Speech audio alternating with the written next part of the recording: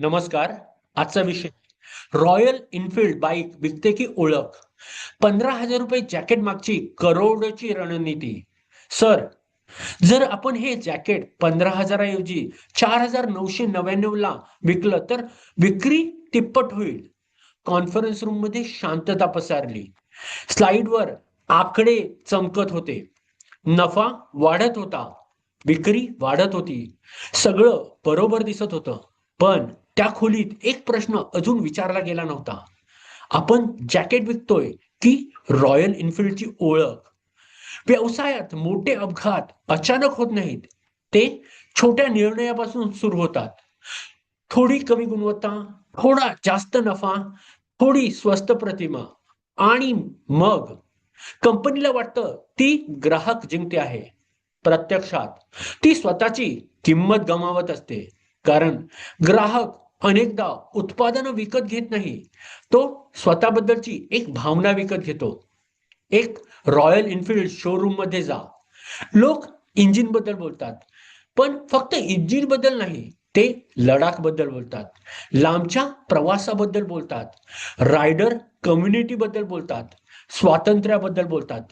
त्यांना फक्त मोटरसायकल नको असते, त्यांना त्या कथेत सहभागी व्हायचं असतं. आणि इथेच बहुतेक व्यवसाय चुकतात. त्यांना वाटतं ते उत्पादन विकतात, पण ग्राहक अनुभव विकत घेत असतो.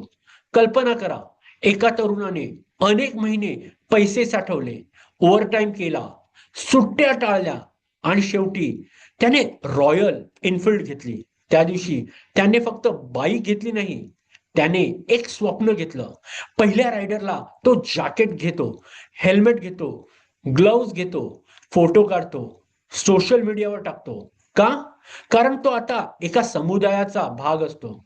आता कल्पना करा, त्याच ब्रँडने स्वस्त, कमी दर्जाची ऍक्सेसरीज बाजारात आणली. पहिल्या वर्षी विक्री वाढेल, दुसऱ्या दिवशी नफा वाढेल, पण तिसऱ्या वर्षी ग्राहकाच्या मनात प्रश्न निर्माण होईल. हा ब्रँड खरंच प्रीमियम आहे का? हा ब्रँड ही आणि ब्रँडची खरी लढाई तिथे सुरू होते. लोक अनेकदा विचार करतात, महाग वस्तू म्हणजे महाग उत्पादन, पण वास्तव वेगळं आहे. महाग वस्तू म्हणजे महाग विश्वास. रॉलेक्स वेळ दाखवतो, मोबाईलही वेळ दाखवतो. मग रॉलेक्स महाग का? कारण ती वेळ नाही, ती ओळख विकते. रॉयल इनफिल्ड ही तसंच करते. ती बाईक विकत नाही, ती प्रवासाची भावना विकते, संबंध विकते, अभिमान विकते. आणि एकदा का ती भावना तुटली, तर ती पुन्हा बांधायला वर्षे लागतात. आज तुमच्या व्यवसायात कोणताही असो, स्वतःला 3 प्रश्न विचारा. ग्राहक तुमच्याकडून उत्पादन घेतोय की भावना?